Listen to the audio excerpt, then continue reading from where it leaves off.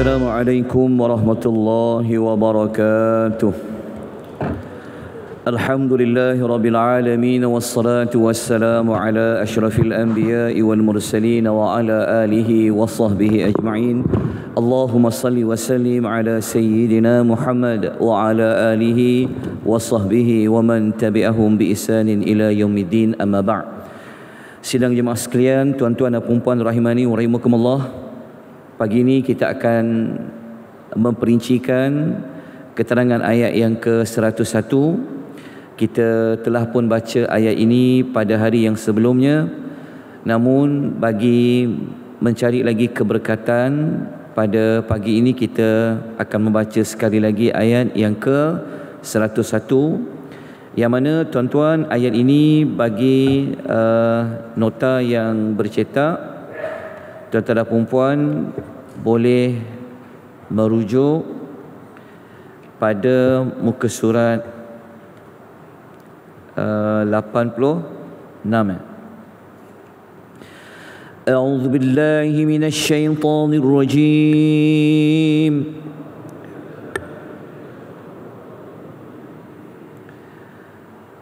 Rabbi qad ataitani minal mulk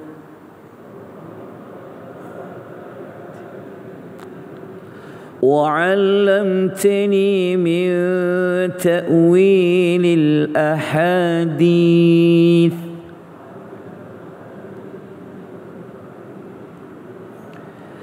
فاطر السماوات والأرض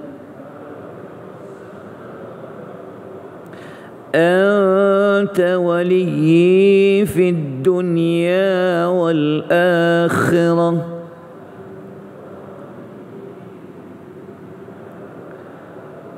توفني مسلما وألحقني بالصالحين.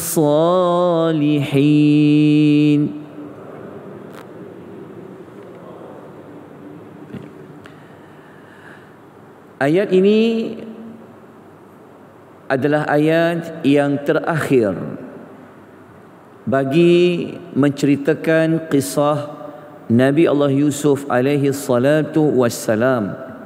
Namun bukanlah ayat yang terakhir dalam surah Yusuf, tetapi ayat yang terakhir kisah tentang Nabi Allah Yusuf.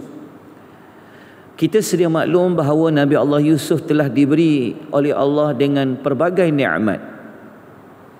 Tetapi nikmat yang Allah beri kepada beliau semasa di dunia ini tidak senilai nikmat yang beliau minta kepada Allah, seperti mana yang ada di dalam ayat ini. Yang mana ayat ini Nabi Allah Yusuf alaihi salatu wassalam memulakan dengan memuji Allah Subhanahu wa taala, dengan memperakui bahawa kekuasaan yang telah dia miliki selama ini, lepas tu dengan ilmu yang dia ketahui berkenaan dengan mimpi, semua itu adalah anugerah dan kurniaan daripada Allah. Nabi Allah Yusuf memuji Allah lagi dengan mengatakan bahawa Allah ini adalah penguasa dan pelindung di dunia dan juga di hari akhirat. Dalam ayat ini Nabi Allah Yusuf berdoa kepada Allah. Dia memohon kepada Allah dua perkara. Yang pertama, kalau Allah Ta'ala matikan baginda alaihi salatu wassalam, matikalah beliau benar-benar menjadi seorang yang Islam. Dan yang kedua, tempatkanlah beliau di kalangan orang-orang yang salih.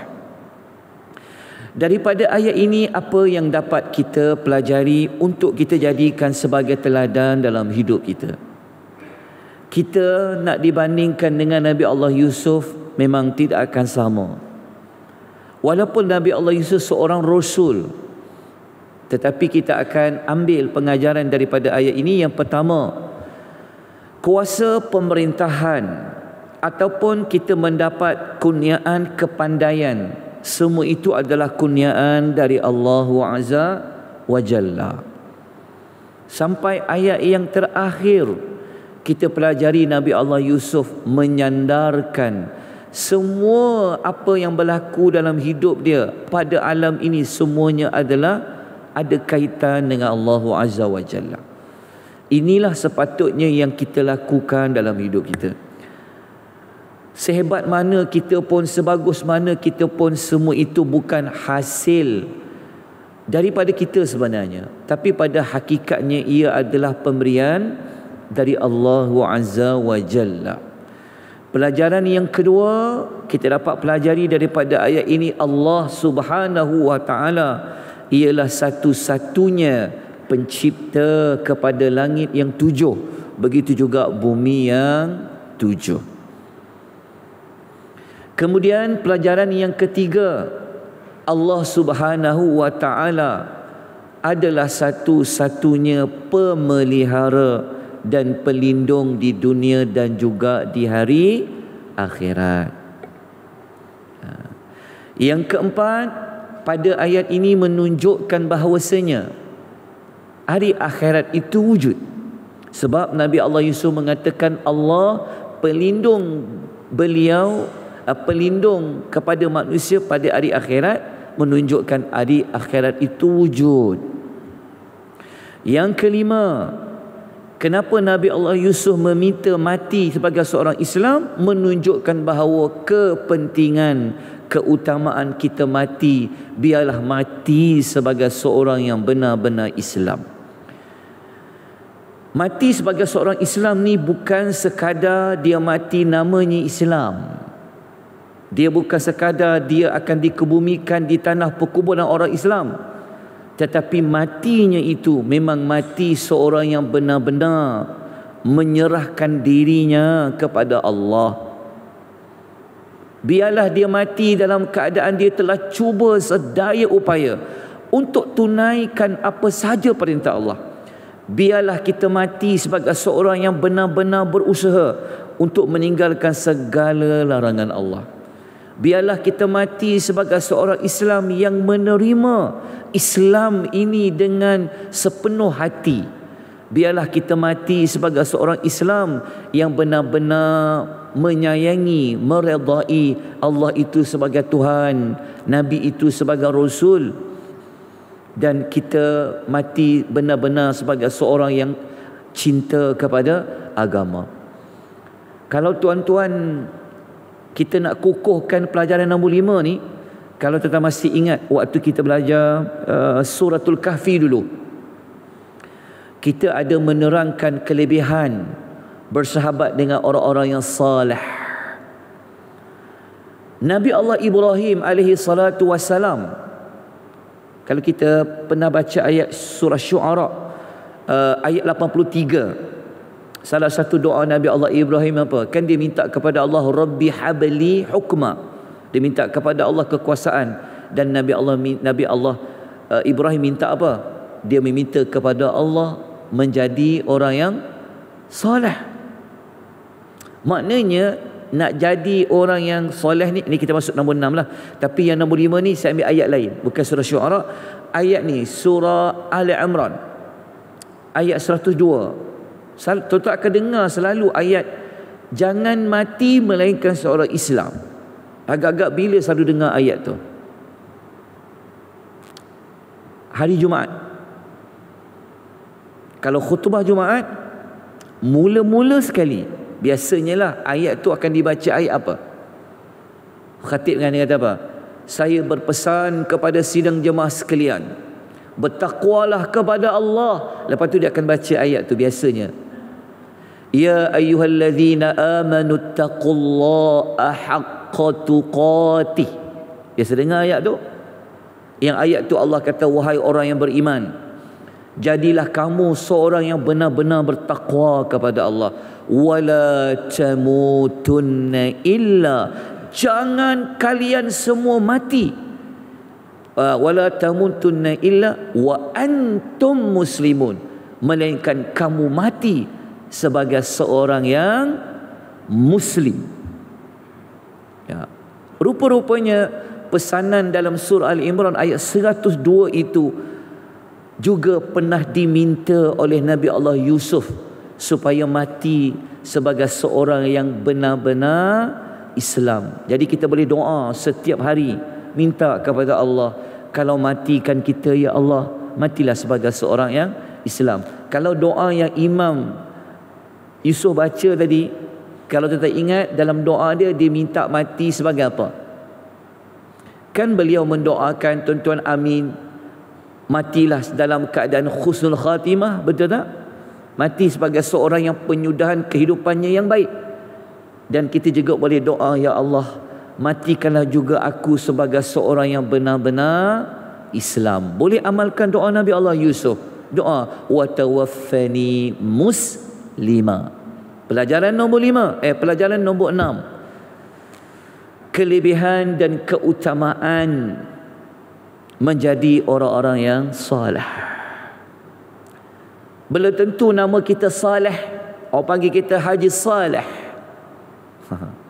Nama kita Salihah, Hajah Salihah. Belum tentu kalau kita mati, Allah Ta'ala akan letakkan roh kita di kalangan orang-orang yang saleh. Nabi Ibrahim Asy-Syu'ara ayat 83 pun minta kepada Allah supaya menjadi seorang yang saleh. Nabi Allah Yusuf minta kepada Allah kalau mati di kalangan orang-orang yang saleh. Justru itu, kita orang yang biasa, bukan Nabi, tidak maksum, banyak kesalahan dia, maka doalah kepada Allah bersungguh-sungguh supaya jadikanlah kita dekat dunia ini di kalangan orang yang saleh, dapat berkawan dengan orang-orang yang saleh, dan kita dimatikan oleh Allah, ditempatkan ruhnya bersama orang-orang yang saleh, dan dibangkitkan di hari akhirat pun di kalangan orang-orang yang saleh, dan ditempatkan dalam syurga pun di kalangan orang-orang yang saleh. Amin ya rabbal alamin. Tuan-tuan, kalau kita dengar ucapan berbentuk harapan doa, tuan-tuan kenalah sebut amin. Jangan diamlah, sebut amin. Moga-moga hari Jumaat kita pun berada pada bulan-bulan haram. Moga-moga Allah mengabulkan permintaan kita. Baik, tamatlah cerita kisah Nabi Allah Yusuf. Tetapi surah Yusuf tak tamat lagi. Kisah sebut telah pun tak tamat. Jadi kita terus kepada ayat yang ke-102. Bermula ayat 102 sampai habis surah Yusuf, ayat-ayat ini dia dah masuk ayat-ayat yang berkaitan dengan Nabi Muhammad sallallahu alaihi wasallam, dan sasaran ayat itu Allah tujukan kepada umat-umat Nabi, khususnya orang-orang musyrikin Mekah yang disasarkan ayat-ayat ini kepada mereka. Mari kita baca ayat yang ke-102. Dzalika min anba'il ghaibi nuhihi ilaik.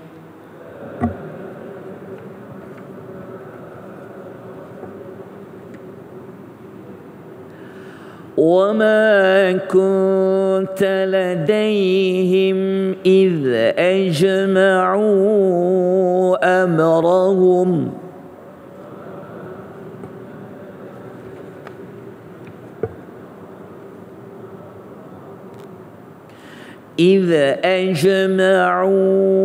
أَمْرَهُمْ وَهُمْ يَمْكُرُونَ.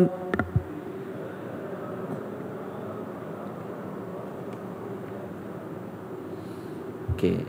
Terjemahan ayat ini, Allah memberitahu kepada Nabi Muhammad sallallahu alaihi wasallam. Panjang ayatnya, bermula nombor 4 sampai ayat yang ke-101.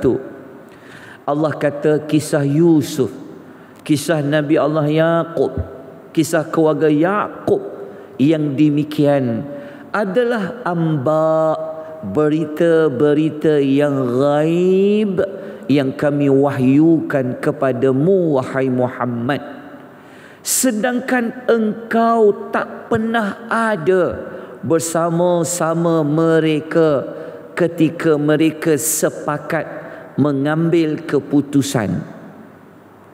Dan ketika mereka melakukan tipu daya. Okey, ayat ini kalau kita tengok pada terjemahannya, Allah nak bagi tahu kepada Nabi Muhammad apa?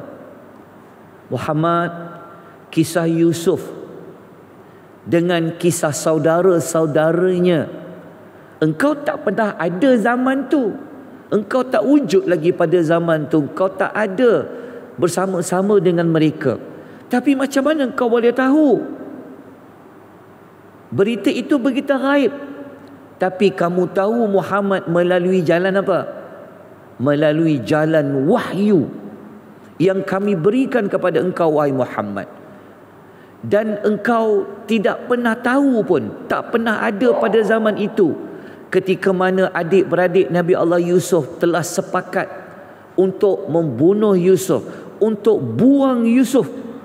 Mereka cuba nak menghilangkan watak Yusuf dalam hidup mereka. Allah cerita kepada Nabi SAW. Jadi ayat ini kata para ulama tafsir, kata